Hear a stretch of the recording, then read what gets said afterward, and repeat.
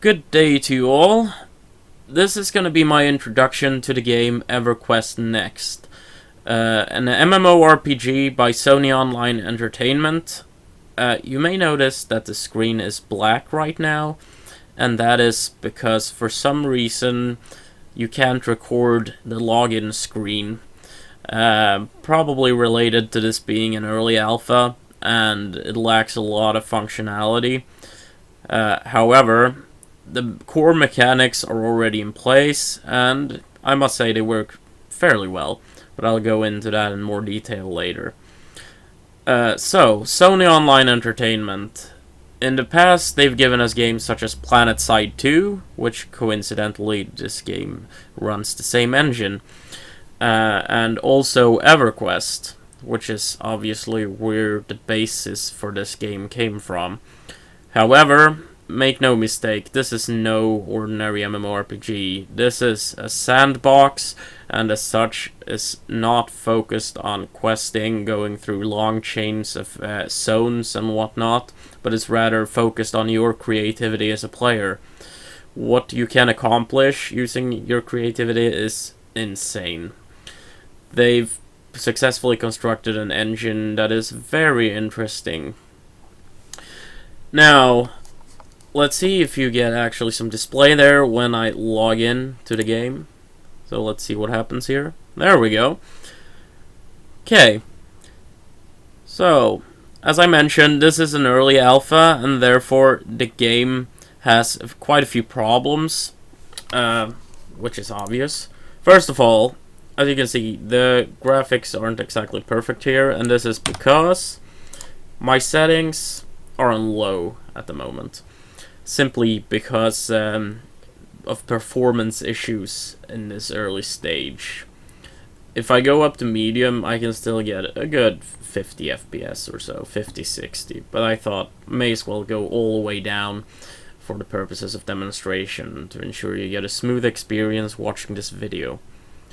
Alright, let's move on, shall we? This is the world. This is one of many islands, I like to call them. If I push M, get up my map, you can see this is the map. Each one of these little flags is someone's deed or claimed land where they can construct freely. You can zoom in like this, although it looks pretty terrible when you're in low settings. If you actually go up in settings, this will be more smooth over. And you can also hold right click and rotate a bit to actually see the 3D topography of the land. So, if I exit this again, back in the game, and you can see a little bar here at the bottom. These are my currently equipped items, or rather my accessible items. You have an inventory on I, which shows you all these tools as well. And then you have a character sheet located down here, which shows you what you have equipped at the moment. So, the premise of the game is to do this. Let's chop a tree, shall we? As you can see, I get resources from this. Oh, you can't see. Hold on. A little bit buggy right now. There we go. Now you can see me getting resources by chopping this tree. Resources which can be used for crafting and construction, because the whole tier system is multifaceted in the sense that if you build something, it uses the resources, but you also need the resources for crafting new items. Now, I think the parade number of this game is the actual mining system. This is where it differs from games in the genre. And I can demonstrate that right here with this rubicite, I think it's called, this ore. I switch over to my pickaxe with one key, and I start mining. As you can see, it actually affects the world. Oh, I can't mine that. Oh, right, I'm using the wrong pickaxe. Stupid me. There are different tiers of items which allow you to mine different materials. And when you create an item, it'll actually generate with different stats. So It's basically a success failure system. Now I can mine this thing in a sec when I switch over. There we go. As you can see, you can actually deform the land just by mining it out like this, which is a quite interesting mechanic, which is a bit... This is where the inspiration comes from a game like Minecraft, where you actually mine out blocks, except in this game it's actual voxels, and they have proper deform states, so you're not bound to a grid, which makes the whole thing a lot more interesting and enjoyable. Now, let's move on, shall we, and get down to this little castle here. This is a player-built castle. Someone has claimed this land for himself and designed this as per his own design. So if I go right in here, you can see his name there, Grand Stone Castle, and he welcomes me. Well, that's nice. Here's the crafting system. This is a forge. You can create these and place them as you wish. I can go down to, for example, metal, and I can refine my cobalt that I just mined, and boom. Now you can see down here I'm getting some cobalt ore, or bars, and I can get my rubicite, do the same thing. Pretty simple stuff. It's very basic at the moment. And then I can also make pickaxes of various kinds, axes, building tools, which I will show off momentarily. These are the bare basics of the core game. Now, what really makes the game shine, oops, I'm an idiot, is the actual mechanics for construction and creation in this game, because that's where it's less Minecraft and more Second Life. And to demonstrate that, I'll have to get back to my abode, which is quite far away. So this may take a little while. I'll just cut here until I get there. So, I decided to start again before I reach my home, because I kicked the graphics up to medium instead, just to give you an idea of how the game will probably look when it's actually finished. As you can see, there's a lot more detail. There's for example, they've actually had the opportunity to add fog effects and whatnot, which will of course be better later on. As you can see, there are some seams in the world here, which is obviously side effect of an alpha, where they haven't really worked any on that, but rather focused on stability and bug fixes. I've fallen off the world once while I was mining, but they've handled that in a reasonable way, in the sense that when that happens, you just respawn on the y-axis again on a piece of land that is safe, basically. Oh, and there's mountains. You can see someone built something up there. There's a lot of it's a lot of entertainment just running around and watching what people have made in this game. Some of it is quite impressive. The game features biomes, and I was in a forest biome. Now I'm entering sort of a patch of desert, and coincidentally my house is actually located in a desert, so that's where we're going. You can only use the actual construction tools on land that you have deeded. This is to prevent grief and other nasty situations. Let's see how far off I am. So my home is right here, I think. I think it's, oh, right down there. Or there. Oh, shit. I have no clue. I've been far too long gone from my house, trying to get resources to craft better gear to actually mine with. At the moment the game is very grindy, which I can appreciate, because after all, it is the game will feature a marketplace and a way of bartering between players later. So having some sort of grind involved is kind of necessary to prevent it from becoming Oh shit, I went the entirely wrong way. Sorry about that. This will be necessary, obviously, to not dilute the market too much and ensure that the resources will still have value attached to them. Sony Online Entertainment has said that there will be teleporting in the game, which I'm kinda not that big into, because I believe that it can hurt the economy of the final game, and it has potential to create a situation where people just don't explore, thus losing half of the point of the game. As it stands, you can invite other people to your party, or not party, but to your claim, which means they can construct on it. There's a basic permission system for how you operate within your own patch of land that you've claimed. And I have not been able to test this thus far because out of the people I know, I'm the only one in alpha. There doesn't seem to be a huge amount of population yet, probably because there's a purchase barrier of entry for alpha phase, which makes sense given that it's a alpha game, and I can imagine a lot of people getting into this whining about the current state of the game, given how early it is. This is not uncommon, unfortunately, and has resulted in a fair few games getting a bad rep before they're even released. However, I must give Sony praise for how they handle the community interaction.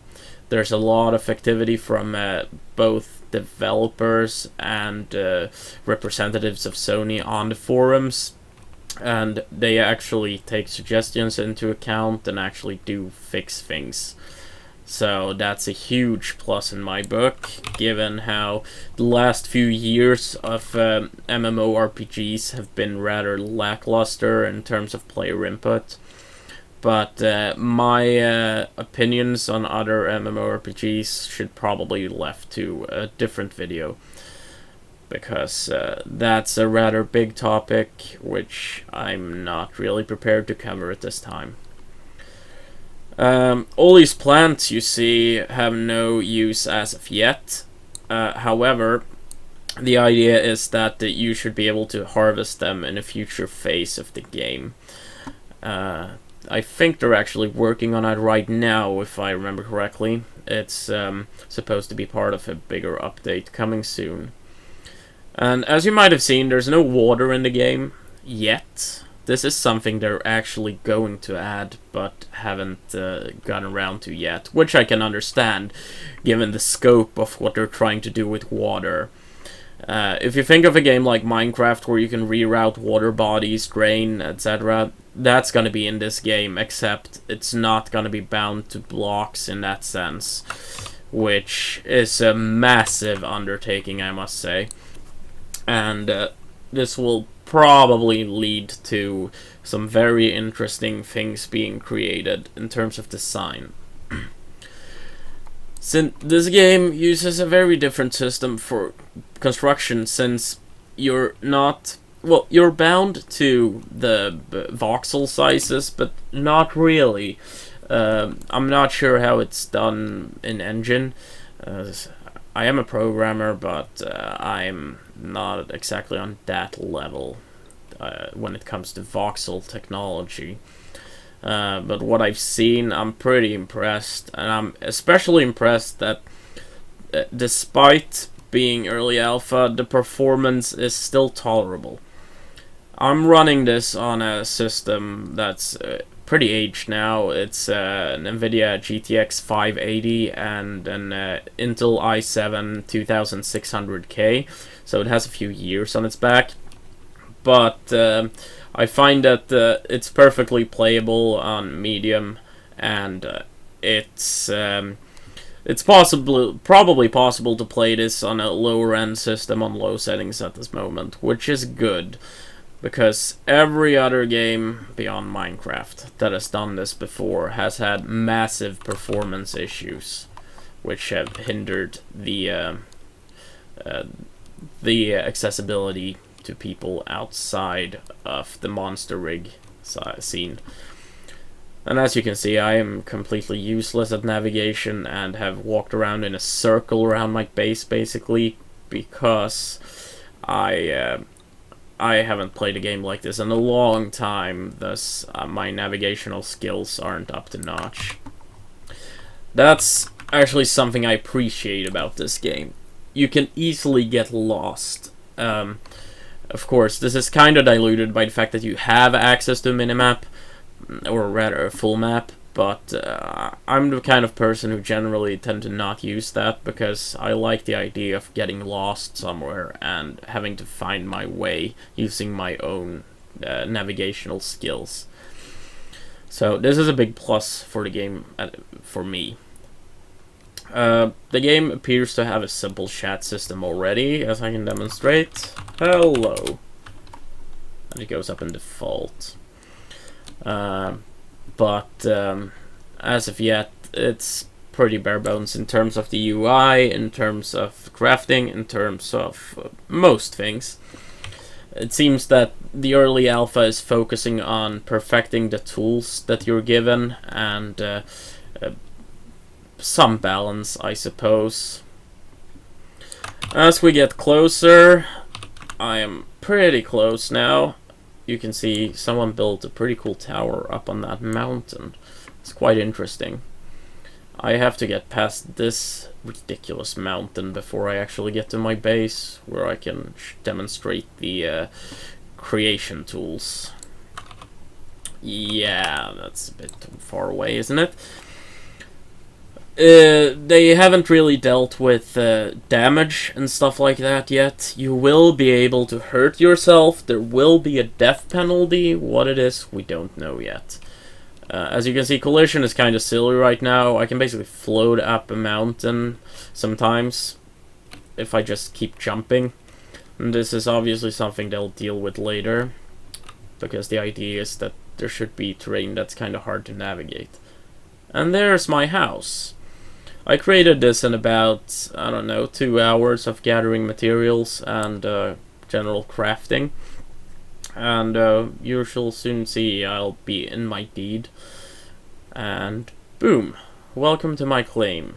This is my house, unfinished, but basic demonstration of how you can construct things. I have a door here, I can close and open. I can go into my house. I've built a set of stairs here, so I can get up on my roof. And this is my basic house. And I have crafting stations there that I've made, so I can actually construct new items and props and whatnot. So let's demonstrate the actual tools of the trade. I have an add tool. If I equip this, choose a material. Maybe I want to make a wood plank block.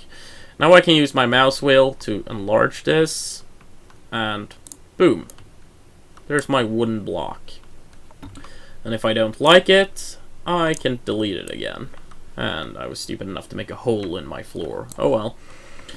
Then you have an interesting tool here called selection tool, which allows you to arbitrarily choose an area, raise it in various shapes and forms, move it around, and perhaps I'd like a grass box here. So I go back to my add tool, add it, boom. Now I have a big grass block in my house, which is kind of silly. If I jump out here onto my main deed, I can do this. I can choose add tool again, and then I can choose a shape. Say I want a sphere. I want a grass sphere here. So I can hold down, let's see here, terrain offset. I can go up here, I can build, boom. Little grass thing, it looks like a wart. And of course, I can use something like a smoothing tool to smoothen things out. I can do that, for example, on my wall here. Maybe I want this to look less diluted. Do something like this, which, as you can see, I can shape things in a more suitable manner to make it a bit more realistic and less blocky, which is a great thing, given that the game is entirely based around these things. So you have a little nice smooth area there. I haven't unlocked every tool yet. There's still a tool called the line tool, which allows you to make pillars and stuff in a diagonal fashion, and it's something I will look into as I go along in this game. Paint tool is what you might expect. You just paint something over and it'll get the new color. You do a selection, you click paint, and you have a new color on it. I'm not sure what this is for yet, since it basically does what the add tool does. So I'm not too... They're probably gonna optimize this and change it around a bit. And I think this about covers the basic gameplay mechanics. My impressions at the moment is I'm very interested in to see what they'll be doing with this game and what will be added to make the experience more entertaining. It has potential for sure to be the next big thing, I think. Especially when they start getting more interesting systems in, such as their systems for combat, for survival, and things like that. Not to mention the entire marketplace system, where you'll supposedly be able to actually sell your creations, which for real money, which is obviously a very interesting prospect to live off the game if you're good enough at what you're doing. And I think that about wraps this video up. This has been my first YouTube video ever with commentary, so any feedback you can give me on what I did good, what I did bad, would be greatly appreciated. And yeah, I think that's about it. See you next time.